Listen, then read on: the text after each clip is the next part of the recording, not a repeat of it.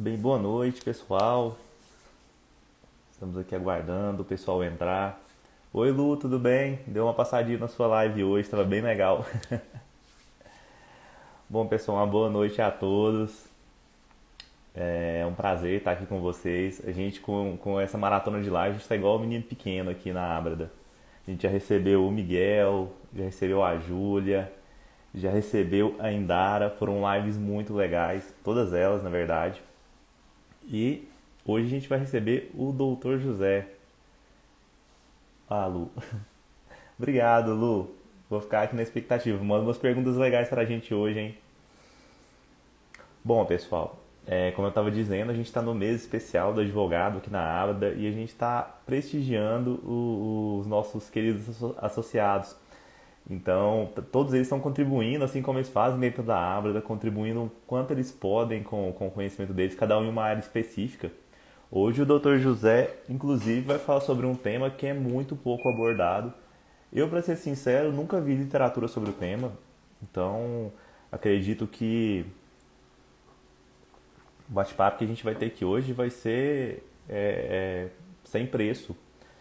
O Dr. José atua com transporte de cargas no agro e ele trabalha diretamente, talvez na central do Brasil, se a gente pode dizer dessa forma, do agro, que é o Mato Grosso, que é Rondonópolis, onde a gente está com diversas discussões legais, né? A gente tem a discussão relativa a ferrogrão, que a gente vai abordar um pouquinho, ver qual que é o ponto de vista do Dr. José. Inclusive tem já uma questão indígena, ambiental. Boa noite, Edviges, tudo bem? Prazer te ver por aqui. Então, pessoal, hoje o bate-papo vai ser muito legal. A gente vai falar um pouquinho sobre a NTT também, um pouquinho sobre seguros. Dr. Marco Romano, boa noite. Boa noite para você também. Muito bom ter vocês por aqui. Bem, pessoal, tô esperando o Dr. José entrar. Até lá, vamos ver quem tá aqui, né? Prestigiando a gente. Oi, Valdéres, tudo bem? Boa noite. Boa noite, Edvige. Boa noite, Alex, o Fábio, a Isabela, a Cleonice, a Carolina Soares, a Natália, o Marco Romano, a Gabriela Karachinski. Karachinski, nome difícil, nome legal. Bom, pessoal, até vou mandar uma mensagem pro Dr. José aqui, tô até preocupado. Ah, ele entrou aqui, pessoal. Nosso querido convidado. Enquanto isso, pessoal, vou fazer as honras, vou me apresentando. Para quem não me conhece ainda, meu nome é Luiz. Eu sou um dos sócios fundadores da Academia Brasileira de Direito do Agronegócio. Atualmente eu sou advogado, sou professor, sou produtor rural e sou mestrando. Trabalho muito nas questões societárias do agro. O Dr. José pediu para entrar. Eu trabalho muito com as questões societárias e eu fico aqui em Patos de Minas. Então, se alguém precisar, estiver passando por aqui, quiser tomar um cafezinho, a gente está à disposição. Boa noite, doutor José, tudo bem? Boa noite, doutor. Tudo bom? Tá me ouvindo normal? Tô, tá perfeito. Como estão as coisas aí em Rondonópolis? 40 graus? Por aí. Ontem chegou a 42 graus. Hoje acho que deu uma melhorada, caiu 1 grau. E tá bem quente ainda. Você sabe que o dia que eu e a Lohane fomos dar um curso em Cuiabá uma vez, no início do ano, e a gente assustou com o calor, porque a gente foi até Belém, a gente achou Belém quente. E o Felipe Esteves até brincou com a gente, falou: vocês vão ver o dia que vocês forem para Cuiabá. E a gente ia pegar um voo umas 3 da manhã, a gente acordou ali por volta de 1 hora, duas, e quando a gente foi pegar o voo, já tinha subido 2 graus. 1 da manhã, eu nunca tinha ouvido falar isso na minha vida. É bem quente mesmo. Além de quente, é seco, né? Não tem. Você fica na sombra e tá Tá suando. suando, né? Doutor José, eu vou te pedir para você que você se apresente. Eu já me apresentei. Nós estamos aqui em família, você sabe como que funciona aqui na Abrada, então, por favor, faça as honras. Nós estamos ansiosos para saber um pouquinho sobre a questão do transporte rodoviário. Tá certo. Sou o doutor José Antônio Romano, sou sócio fundador da Romano Ferreira Advogados Associados. Já estou com 10 anos de profissão como advogado inscrito na OAB. Nossa área de atuação, como o doutor bem sabe, alguns seguidores aí também, é voltada ao transporte rodoviário de carga e com a vertente também para o agronegócio, né? Também temos atuação no direito imobiliário, direito de sucessão e estamos aí lutando e aprendendo cada vez mais. Essa área que eu imagino, porque quando o pessoal pergunta como eu caí no agronegócio, eu já tenho que contar toda uma história, que como foi que a gente descobriu essa área, ou a área descobriu a gente, não sei nem explicar. Eu queria que você Sim. contasse pra gente, antes de tudo, como é que você caiu nessa de transporte de carga, porque, pelo menos para mim, é bastante incomum conhecer alguém que trabalhe com uma demanda de alto volume igual você trabalha, doutor.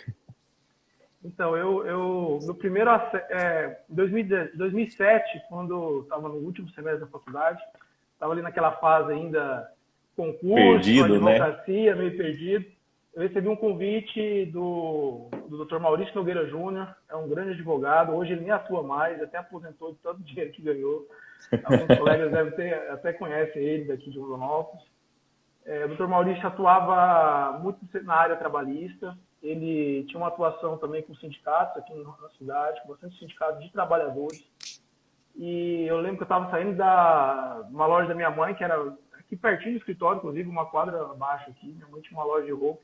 Eu estava saindo dessa loja e ele me convidou para estagiar, fazer um plantão no Sindicato dos Trabalhadores e Empresas do Transporte Terrestre de Rondonópolis e região. Nossa. Na época, o presidente ainda é, até hoje, o Luiz Gonçalves, que é também presidente da Federação Mato Grossense dos Trabalhadores e Empresas de Transporte. E eu levei um susto, né? E eu tinha pouco conhecimento sobre o setor, muito novo ainda, tinha 20 anos. E ali ele me chamou, falou, vou te dar um treinamento de 15 dias, você vai atender os associados do sindicato, né? E aí nesses 15 dias você faz uma leitura aí sobre o setor, sobre como funciona, né? E aí foi a minha primeira impressão sobre o transporte rodoviário. Praticamente 90% dos sindicalizados são transportadores rodoviários de cargas voltados ao agronegócio, são transportadores de grãos, né? Aqui que a gente fala, que aí envolve todo o segmento do agro. E Rondonópolis também é considerada a capital nacional do bitrem. Né? Naquela época, o sindicato já tinha, hoje eu não tenho esses números, mas eu lembro que naquela época tinha por volta de 5 mil empregados, né, voltados ao transporte rodoviário de carga registrados no sindicato, sindicalizados. Né? Não era nem associados, era associado um pouco Sindicalizado. menos, né? Sindicalizados. E aí a gente teve esse primeiro contato com o setor,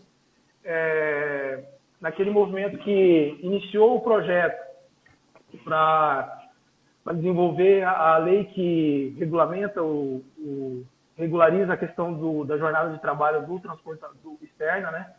Rondonópolis foi o polo dessa lei, que é hoje a 13.103, que regula a jornada de trabalho do transportador, né? Do trabalhador. Na época, acho que final de 2000, eu não lembro, início de 2008, já tinha formado. Teve o Ministério Público, através do Dr. Paulo Douglas, que é um procurador do trabalho, hoje ele atua no Mato Grosso do Sul. Ele ingressou com uma ação civil pública, porque ele tinha um material que o sindicato ajudou ele a desenvolver, né? Material com questões do transporte rodoviário de carga, principalmente do grão, excesso de jornada, essas coisas todas. E ele tinha um bom material, boas provas. E ele conseguiu uma liminar que teve um efeito erga omnes para todo o Brasil na época. E acho que foi aproximadamente 15 dias essa liminar continuou vigente até que entraram com mandado de segurança no escritório de Campo Grande. E aí abriu as portas para essa discussão do controle de jornada no transporte rodoviário de carga. Foi o primeiro impacto assim no transporte que eu vivenciei, né? Obviamente teve outros, mas historicamente eu não vivenciei, nem profissionalmente. E Então, talvez o impacto, você falando um pouquinho da questão do transporte de carga, eu acho que ninguém no Brasil tinha noção da dimensão e da necessidade do quanto a gente dependia do transporte até ocorrer aquela greve dos caminhoneiros. sim, sim. Realmente foi uma, Sim. foi Naquela uma época, questão, foi uma questão que realmente, pelo menos, me assustou. E a partir daí eu acho que todo mundo começou a parar para pensar, mas peraí, poxa, não só no agronegócio, né? Eu acho que o primeiro lugar que o pessoal sentiu nem foi a questão tanto do agro, foi a questão do combustível. Sim, sim. É, mas pode continuar, doutor, desculpe te interromper. Então, essa questão de 2007 também gerou um transtorno também, teve alguns movimentos de greve naquela época, mas não foi tão impactante quanto esse de 2018, né? Também hoje, voltando à questão da como eu conheci, eu fiquei 2 anos nesse sindicato, trabalhando ali como advogado, depois no final já com a OAB na mão. Em 2011 eu voltei a atuar também nesse sindicato, trabalhei acho que mais 8 meses, e depois eu recebi o convite para atuar no sindicato dos transportadores autônomos. E aí eu tive um pouco mais de acesso a essa parte comercial do transporte rodoviário de carga, e mais ainda para o agronegócio, porque hoje nós temos mais ou menos 3.500, 4.000 registros da NTT pelo Sindicam MT, né, que é o Roberto, o nosso presidente, e de lá para cá as coisas foram aumentando e a gente está aí trabalhando até hoje com esse segmento. E nunca vai parar de trabalhar, né, doutor? O Não, nunca transporte de vai. carga, ele só cresce e eu também sou produtor rural e eu vejo a quantidade de fretes que não só dependem da gente, né, mas que os terceiros mandam para a gente também.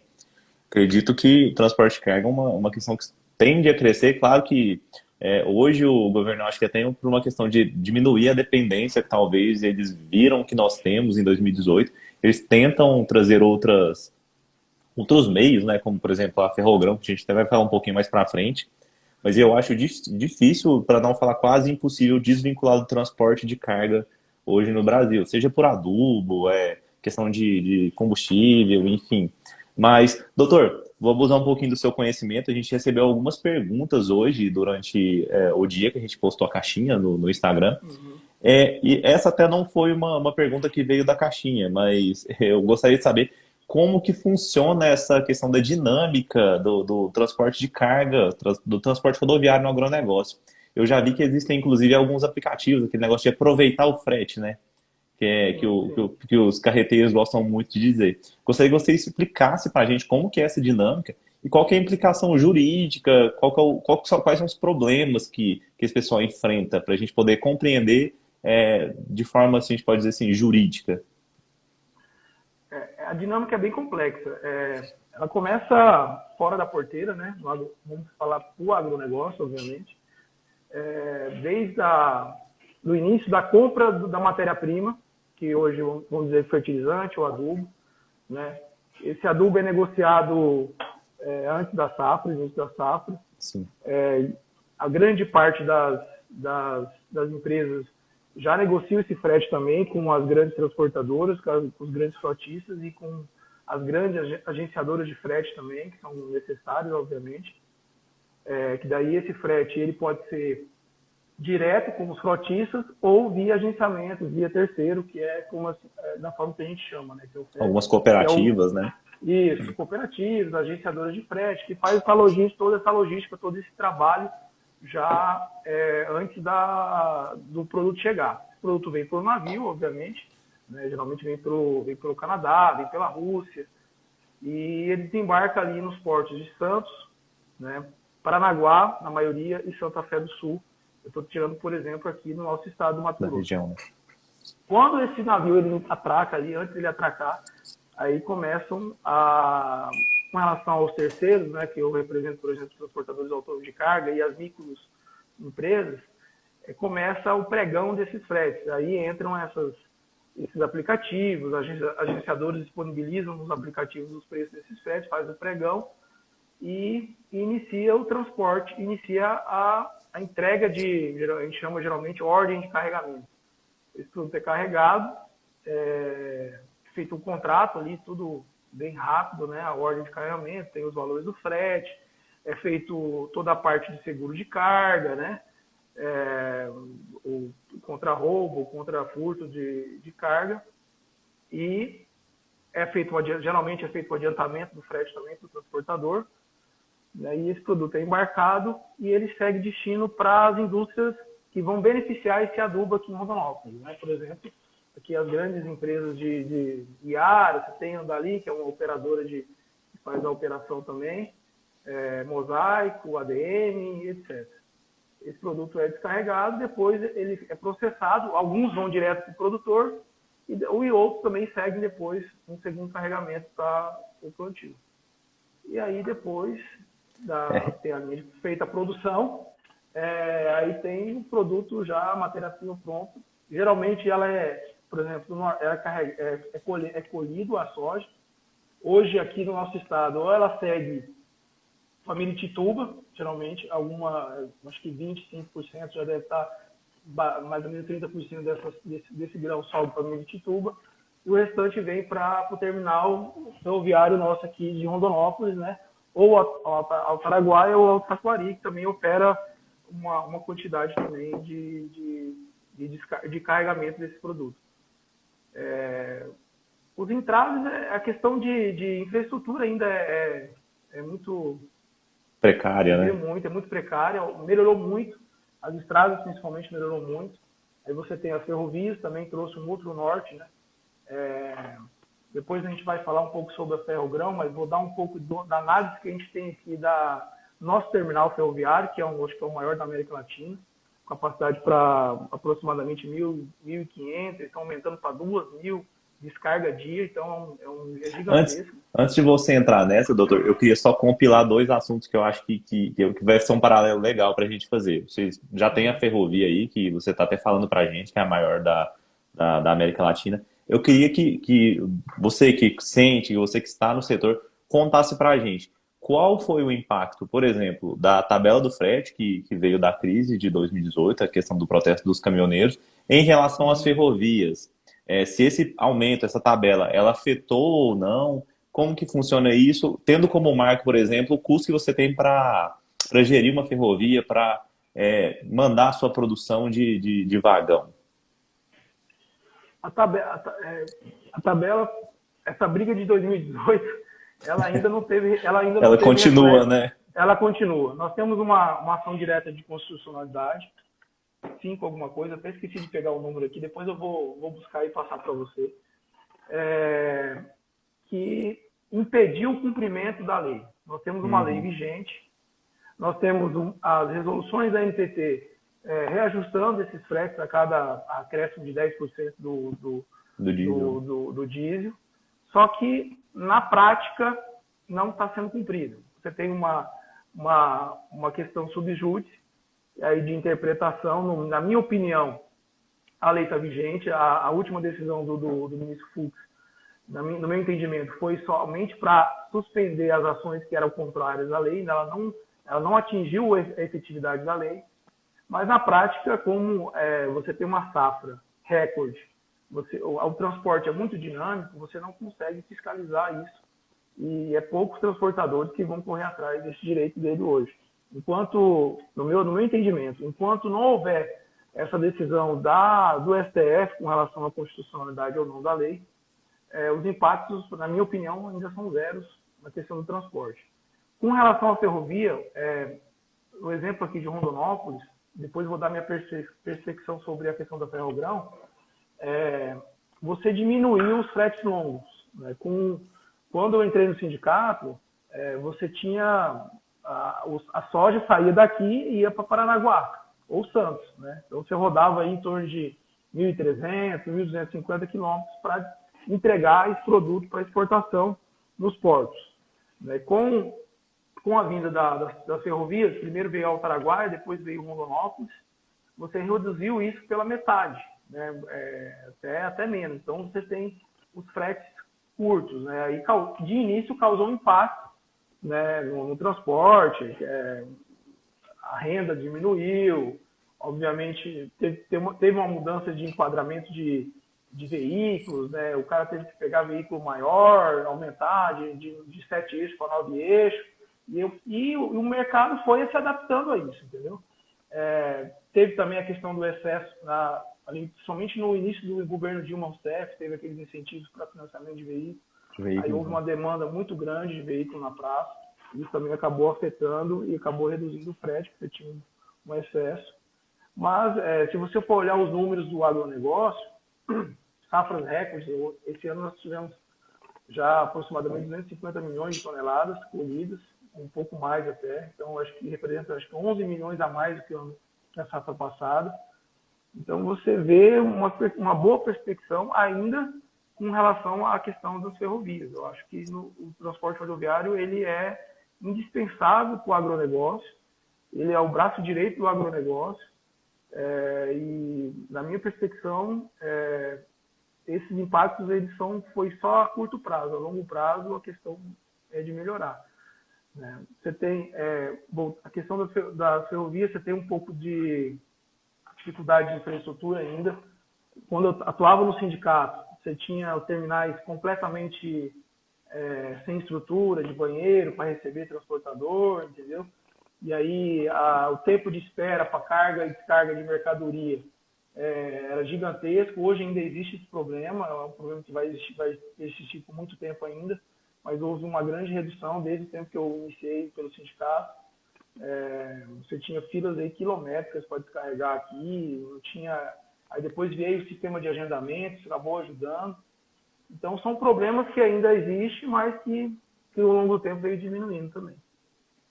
Não, sem dúvida. E eu também entendo que o transporte rodoviário ele sempre vai ser imprescindível, principalmente por agronegócio. Sempre vai ter que buscar alguém na fazenda. Então, só isso já muda a dinâmica. E eu tive a oportunidade de, mudando um pouquinho, saindo um pouquinho do assunto, na verdade, Sim, sim. eu conversei com um rapaz que ele gere uma grande transportadora aqui do Brasil. Ele estava me explicando o quão complexo é o processo de logística deles. A questão Sim, tanto do motorista, o motorista, se ele, a durabilidade do caminhão influi no salário dele, o quanto ele pisa, o quanto ele economiza de diesel, são uma quantidade de variáveis que eu, sinceramente, nem sabia que existiam.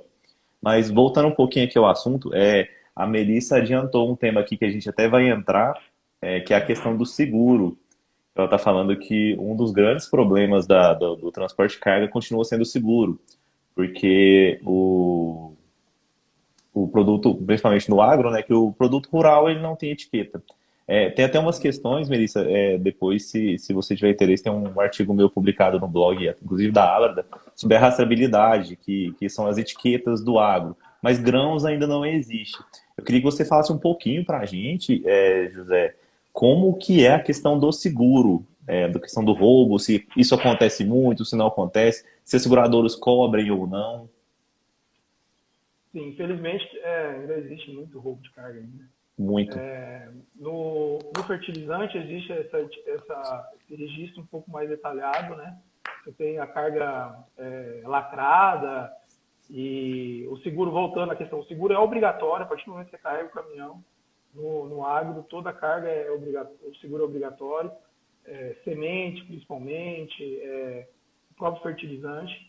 Acontece muito, e a bandidagem ela vem se adaptando Bem, conforme você vai melhorando essa fiscalização, esse rastreamento do produto, ele vem melhorando. Hoje em dia, essa semana, eu me deparei com uma situação, o cliente descarregou o produto dele, uma agenciadora que a gente advoga, e passou 90 dias, o cliente reclamou, demorou para verificar o produto e reclamou que o produto não era o que ele tinha comprado. Então, provavelmente houve um desvio dessa carga, eles provavelmente entraram em algum barracão quando carregaram esse produto, falsificaram os lacres e entregaram o produto. Então, você tem inúmeros problemas com o seguro nesse sentido, tem a questão ambiental. Se você derrubar uma carga de grão num córrego onde passa um riacho, alguma fonte de água, então você tem que estar assegurado. Então, isso é um custo muito alto para o transportador, né? Então, essa questão de seguro tem que ser bem trabalhada desde a contratação com o cliente, né? Aí você tem, depois eu vou até passar algumas leis, né, que regulam essa questão comercial do transporte. Hoje a principal lei é a 11442, 2007, né, que trabalha desde a contratação, como é o mecanismo, registro da NTT, subcontratação de transportador autônomo em empresa de transporte de carga, questão das responsabilidades dele. Então, toda essa dinâmica comercial do transporte, ela está regulada hoje na 11442/2007. e legal você mencionar, inclusive, questão da NTT, uma das questões que eu vejo hoje muito, que pelo menos surge muito nessa questão do agro, é a questão das multas por excesso de peso. Eu gostaria de, aproveitando essa pergunta, fazer mais algumas. Essa, inclusive, vem na nossa caixinha. Quais são as multas mais comuns desses órgãos que a gente. A NTT, todos esses. Quais são as multas mais comuns que você vê o setor enfrentar hoje? A fiscalização da NTT ainda é precária, do meu ponto de vista. Felizmente, né? Vou falar assim no aspecto jurídico, até para quem advoga para o transportador, a fiscalização dela ainda é fraca. Mas o que a gente tem visto é a questão de excesso de peso, né? Acontece muito, é uma inflação diária. É, hoje eles começaram a aparecer algumas multas com relação à adaptação ao pagamento do vale pedágio, que é regulado pela 10.209/2010. O vale pedágio obrigatório. A partir do momento que o transportador contrata um frete ou um agenciador, então ele tem que fazer essa vinculação do pagamento conforme a lei do vale pedágio determina. Aí tem multas administrativas e tem multas também que o transportador pode cobrar de quem contratou ele, que chega até 2 vezes o valor do frete. E a gente não era comum ver esse tipo de multa e ela está aparecendo hoje. Aí tem a questão do eixo levantado, com uma discussão também nos postos de cobrança de pedágio. Verdade, né? É um problema recorrente também, que o pessoal vem denunciando para o sindicato também. Alguns excessos de fiscalização nesse sentido também. E essas multas por exemplo, excesso de peso, isso vale a pena recorrer, doutor? Eu sempre tive esse questionamento. Ou são iguais às do Detran? As do Detran, pelo menos aqui em Minas, não conheço a dinâmica aí de vocês no Mato Grosso, mas as daqui, se você recorrer, não vira nada. Realmente são recursos assim, inviáveis. Sim, Compensa mais pagar, a gente tem feito muito pouco recurso nesse sentido. A não ser que você veja algum erro grotesco na fiscalização, né? E aí você consegue recorrer a alguns casos. mas de pronto, assim, geralmente não vale a pena realmente, né? Não vale a pena. A questão do vale pedágio, essa do vale pedágio mesmo, a maioria das multas são, de fato, existe se enquadra, o transportador, as empresas não estão se adequando à lei. É uma lei antiga, mas que a NTT passou a fiscalizar a partir desse ano, praticamente. A gente começou a ver alguma fiscalização, algumas multas nesse sentido. São multas altas, você tem multa até de R$ 5.000, né? A questão da tabela frete também apareceu algumas também, que são multas que variam de 500 a 5.000, mas também de um período desse ano para cá também já diminuiu também. Por conta Esse da ano, na ação mais. verdade, está acabando que ele está sendo, de certa forma, anulado, né? A atividade econômica deu uma queda muito brusca que afeta diretamente o setor rodoviário também. O agro até que não, né? Mas o restante das coisas, eu acredito que tudo vai É, acabar dando uma reduzida. essa questão de esse ano foi melhor que ano passado. Com safra recorde, né? Ano passado foi um pouco complicado, porque você teve teve que dar um retrocesso, uma greve, e aí atrasou-se tudo. Então, toda a questão do transporte foi polarizada durante um ano e o pessoal perdeu um pouco a mão aí e houve alguns prejuízos nesse sentido. Mas esse ano, do final do ano passado para cá, o pessoal se adequou e, graças a Deus, foi um ano melhor. Um ano melhor. Para o setor, foi um ano melhor. Não, legal, doutor. Doutor, agora a gente vai entrar acho que a questão mais legal e mais polêmica também que a gente tem hoje na questão do transporte de carga, que é a briga da Ferrogrão, né? Que é essa ferrovia de aproximadamente 1.000 quilômetros, 900 e pouquinho, né? Que vai tentar desafogar um pouquinho do transporte aí do Mato Grosso lá no Pará. Doutor José, eu queria saber se na sua acepção, ela vai ajudar ou não vai, até que ponto a construção dessa ferrovia vai auxiliar para diminuir um pouquinho do gargalo que a gente tem no Brasil hoje de infraestrutura? Rapaz, é uma pergunta difícil de responder. Mas se você for olhar pelos números do agronegócio, você tem uma perspectiva de aumento de 400% da produção nos próximos 10 ou 20 anos, né? A produção de grãos. Eu vi um estudo de um aumento de 30% do consumo de grãos a nível mundial nos próximos 30 anos. Então, a curto prazo, vai resolver sim. Assim como foi aqui, você vai ter vai soltar um pouco mais, vai ter a questão da exportação, né, do produto. Hoje você tem um trajeto de 933 quilômetros de Sinop a Miritituba, que é onde vai correr essa rodovia. Então, o escoamento vai desafogar um pouco o escoamento aqui para a região sul do estado do Mato Grosso, por exemplo. Vai dividir um pouco, né? Então, para o transporte rodoviário de carga, o impacto de início é o mesmo que aconteceu aqui. Você tem uma diminuição desse frete longo, que hoje, até do ano passado para cá, a questão da infraestrutura da estrada ela foi totalmente pavimentada, então melhorou muito. Mas você tem uma estrutura do porto, essa é uma situação que me preocupa ainda, que o porto de Itituba e o Itaituba ainda ele tem uma insuficiência de infraestrutura até para receber essa demanda. Mas como a projeção da Ferrogrão é em 10 anos, então que esse aumento aí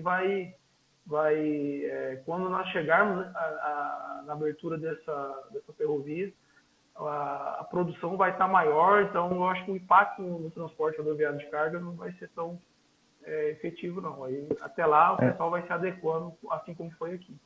Até porque a gente pensa que, às vezes, a questão da ferrovia, ela é prática, né? Mas se a gente for pensar que a previsão dela é para 2030, a gente já imagina que provavelmente a gente vai estar vivendo outra realidade, principalmente no agro.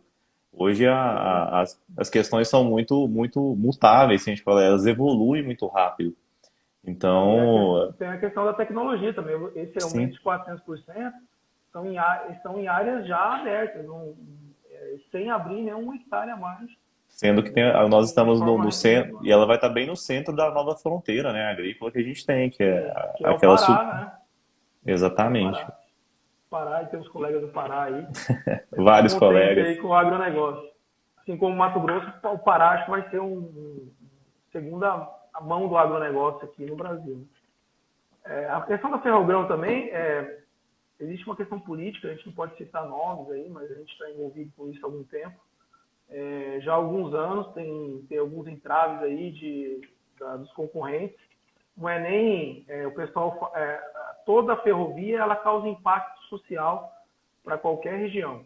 Aqui em Rondonópolis, tanto é que o nosso plano diretor, quem está fomentando ele é a Rumo LL, que o nosso maior impacto social que teve no município nos últimos 20 anos foi a vinda da ferrovia para cá. Você tem aumento da criminalidade, você tem um aumento da área urbana, você traz investimentos econômicos gigantescos, mas também tem impactos sociais nesse sentido, aumento da prostituição, porque é um submundo. O transporte, Sim. não sei se você já foi num posto que faz as negociações de frete, não sei se você já frequentou, mas aqui tem 2 ou 3 postos de gasolina, é um submundo. Aí você tem a questão econômica, que é muito boa, mas também você tem os impactos sociais que acaba trazendo para a região ali, né? Então, Todo desenvolvimento acaba tendo um custo social, né? Querendo ou não. sim, O mesmo acontece acho que qualquer cidade, por exemplo. Até quando geralmente as cidades são muito pequenas e quando começa a se produzir nelas, geralmente vem muitas pessoas de fora, safristas, e as pessoas ficam falando, aumenta o giro econômico da cidade, mas também aumentam os problemas sociais, porque como a gente falou, o agro cresce do nada. Então, assim, para você albergar aquele pessoal todo que está chegando ali, às vezes, de uma maneira sustentável, é praticamente impossível. sim, não, financeiramente, se você for botar na ponta do papel, vale a pena ainda. Mas é preciso ter um estudo para antecipar esse impacto e para diminuir ele, né? De uma forma mais que cause menos efeitos negativos para a sociedade como um Estancar, todo. né, um pouquinho o problema. Isso. E até aproveitando que você entrou nessa questão social, doutor José, eu dei uma olhadinha hoje nas notícias e eu acredito que a notícia é de hoje, inclusive, que os indígenas estão interditando uma rodovia em protesto para que para que a Ferrogrão não seja construída, né? Para que exista uma concessão, acho que de 30 anos e que ela seja duplicada. Eu queria que você pudesse esclarecer, pelo menos eu que tô um pouquinho longe, estou aqui de Minas, eu não entendo, eu sim, entendo, mas eu não conheço a realidade de fato do que está acontecendo. Qual que é o grande problema? Eu acho que até uma pergunta que eu queria te fazer, o capital da construção da Ferrogrão, ele é estrangeiro, né? Que está sendo proposto. Sim, o capital estrangeiro. Estava com os números aqui, eu vou procurar direito, mas na casa de bilhões de reais. A questão dos indígenas, no projeto, ele está bem discriminado, que ele não passa dentro de nenhuma reserva, acho que a proximidade maior de 7 ou 5 quilômetros de uma reserva indígena. Essa discussão aí que o doutor colocou é uma discussão que também tem uma discussão política, e aí a gente for entrar nesses detalhes é um pouco melindroso, mas eu acho que eles estão aproveitando realmente do índio ali para poder tentar barrar que, na verdade, esse problema não existe. Na verdade, esse problema não existe. A estrutura, a forma como ela foi desenhada, ela não passa, né, em reservas ambientais, não passa dentro de propriedade indígena, de aldeia indígena. Essa discussão é um pouco longa, mas realmente existe ali a questão da concorrência querendo tentar fomentar essa situação para poder prorrogar o projeto por mais tempo. Mas eu acho que é inevitável. Isso vai ser inevitável, ainda mais com esse governo que é um pouco mais liberal, né, economicamente. Aí você tem um ministro da infraestrutura bastante aguerrido, que conhece muito bem sobre o setor.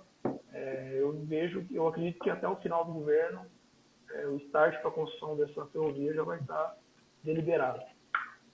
Os frutos que vão ser colhidos daqui a 10 anos, né? Previsão para 2030, isso se concluírem no prazo que está previsto, que aqui no Brasil também é muito incomum. A gente há de concordar, né? A Ferronorte, que é a nossa ferrovia aqui, eu lembro que no governo Dante de Oliveira, 95, e ela surgiu aqui em 2007 para 2008. Quase 20 anos. Quase 20 anos.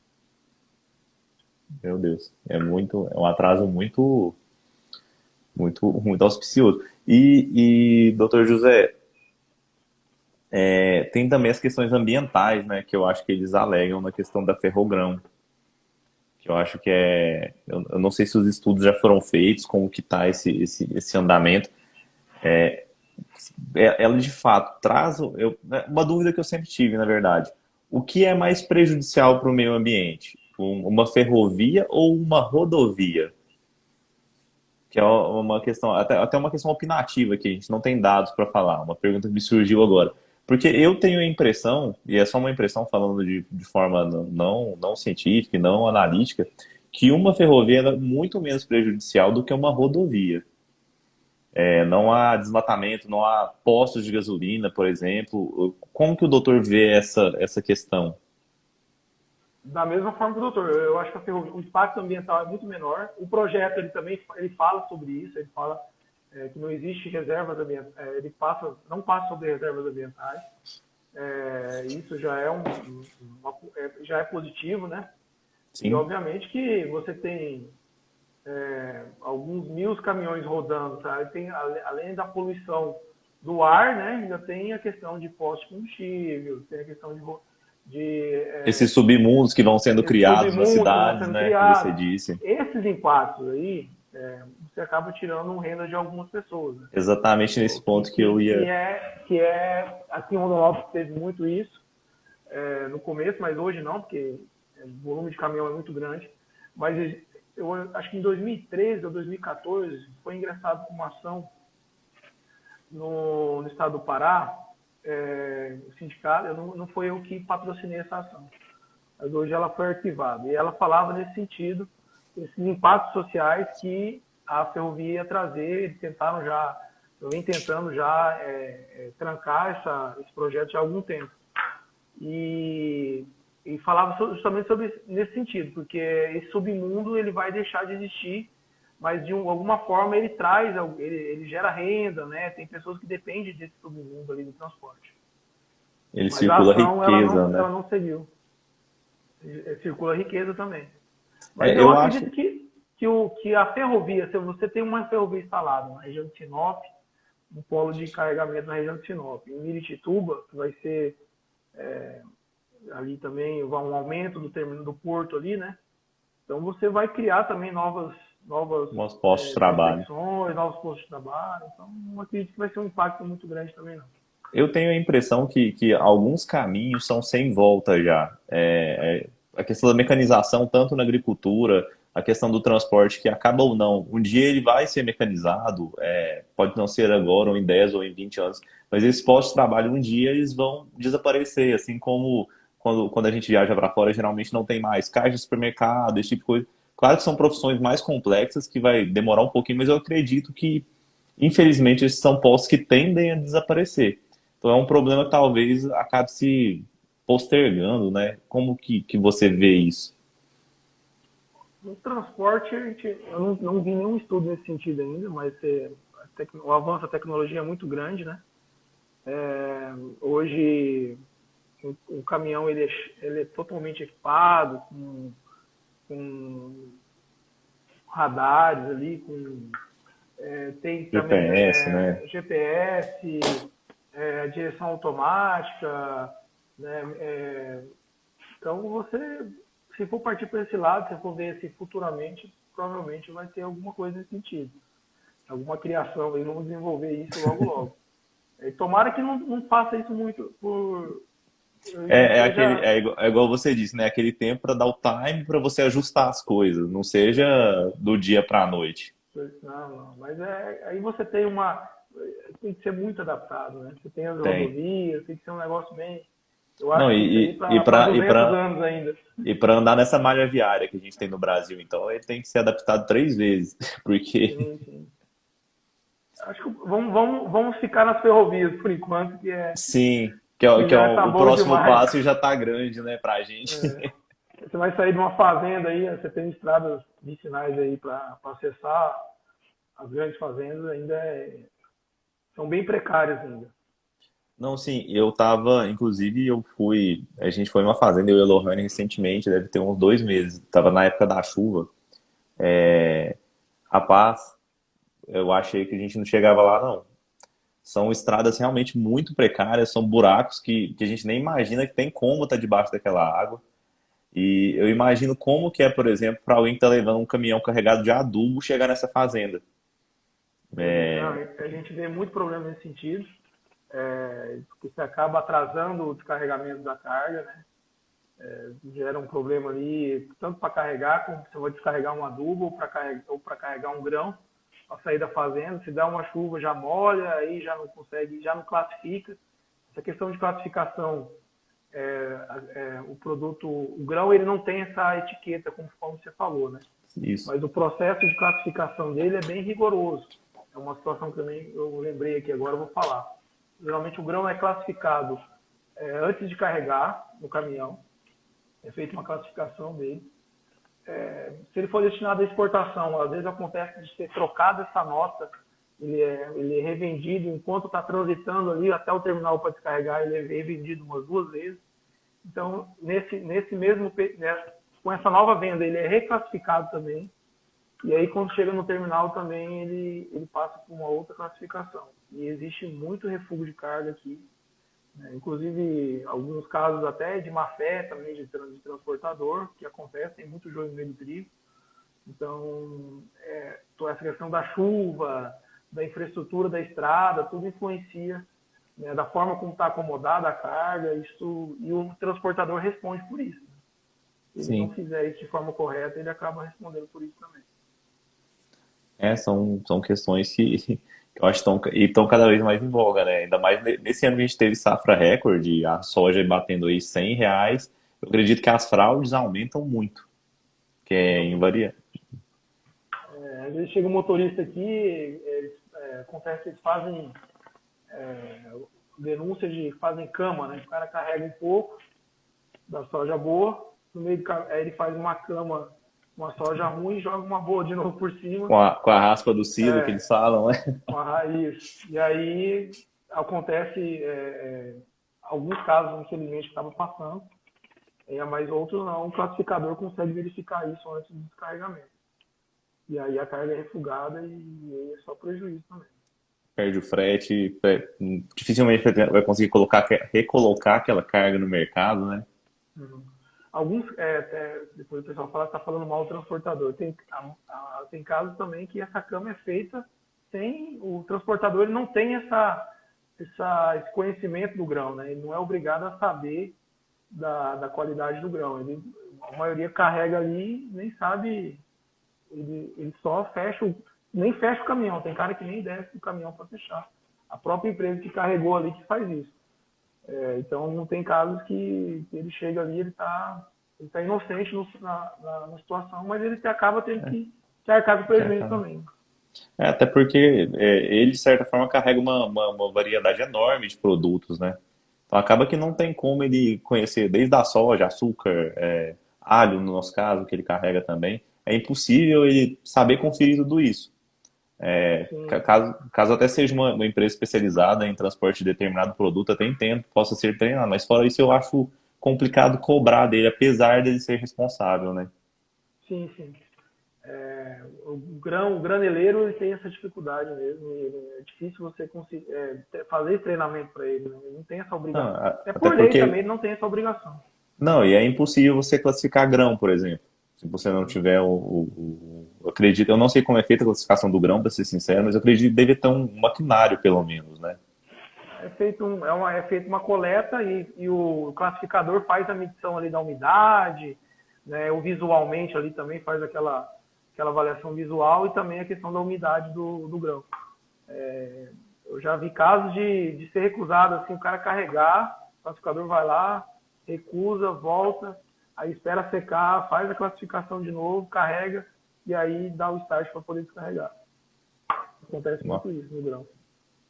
não, muito legal, doutor José. Bem, pessoal, acredito que nós já vamos. Deixa eu conferir aqui se não faltou nenhuma pergunta. Bom, acredito que não faltou nenhuma. Doutor José, você quer passar mais algo? A Lu mandou uma aqui. E quando o produto carregado geralmente grãos cai carga durante o trajeto, cai aos poucos. Como fica a pesagem? Ou já é computado um percentual de perda? Esse é um problema Ah, também bem ah, recorrente. o Pedro falou a mesma coisa aqui, que existem dados que apontam que um terço da carga de soja mato-grossense se perde na estrada. Sim, isso é uma questão bem recorrente, infelizmente. O caminhão ele tem o peso, eles chamam a tara do caminhão, que é, por exemplo, acho que um 9 eixo, 7 eixo, ele dá, com o combustível cheio, vai aproximadamente 19 mil quilos.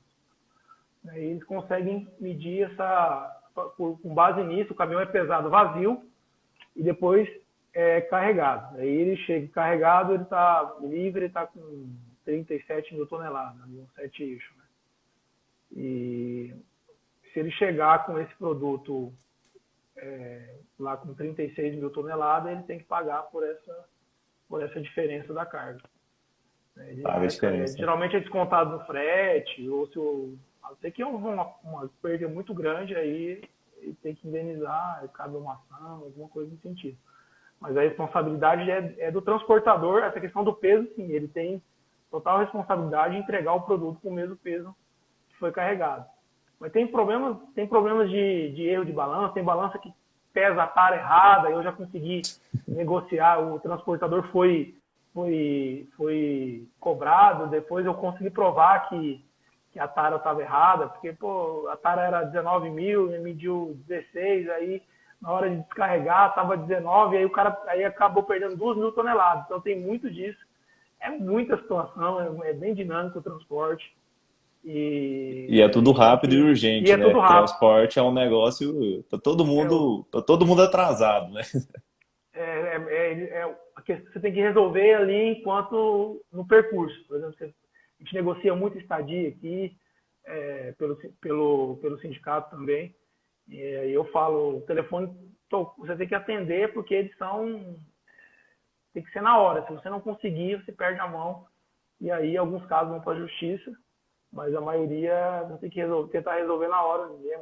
Essas coisinhas sempre aparecem. Questão de peso, de tara de caminhão, isso aí são tudo recorrentes aqui no escritório. Aqui, falando um pouquinho do ponto de vista que a gente tem aqui, pelo menos na minha região, a gente planta alho. O alho, quando você colhe ele, ele tá um pouquinho verde, ele tem muita água. A gente coloca um negócio no alho que chama quebra da caixa, que é a quebra. Você coloca aproximadamente uma quantidade a mais, porque durante o transporte, como fosse uma peculiaridade, o alho seca e ele diminui o peso. Então a gente já Sim, coloca uma quebra excedente para quando secar, ele ficar no peso exato. sim, sim. No grão, eu não sei se existe. Geralmente, o grão tem que ser entrega seco, né? A questão da umidade, Sim, é na completamente diferente. classificação, eles exigem muito isso. Mas a questão do peso, essa questão do peso, ele tem essa questão que eu falei que é recorrente da tara. Às vezes a balança está errada, onde carregou, e aí não bate com a tara do carregamento, do descarregamento, e aí acaba, às vezes nem perdeu essa carga, mas ele tem que pagar por isso. E com a balança da NTT bate? Ah, da NTT sempre bate. A NTT, ela tem um terminal aqui de fiscalização bem próximo do nosso. Às vezes fica inativo, mas ultimamente eles estão fiscalizando também. Então, né? Hoje a fiscalização, até falar sobre isso, um pouco sobre isso, eles fiscalizam pela foto, eles conseguem saber se você é obrigado a parar ou não. Então, é uma dica aí para quem é transportador, para não furar a barreira da NTT quando ela estiver aberta, né? Porque eles podem tirar a foto e através da foto eles sabem, baixa todo o cadastro ali do transportador e se tiver alguma falhazinha, aí lá vem multa também. Estão fazendo isso também. Caramba. Dessa eu não sabia, não. Pela foto eles conseguem saber. Consegue saber, eles sabem o que você está carregando, o último carregamento, sabe tudo. Eles Se o puxam cara pela tá. nota, provavelmente, né? Eles puxam pela última nota. Então, se tiver o CIOT, eles conseguem verificar tudo por ali. Meu Deus. Esse mundo seu, a gente vai ter que marcar mais umas 3 lives pra gente desmistificar ele e provavelmente a gente só vai arrumar mais dúvida. A gente nem entrou na parte técnica aqui, a parte jurídica, assim, falou mais sobre como funciona mesmo, mas é muito detalhezinho mesmo, tem muito detalhe.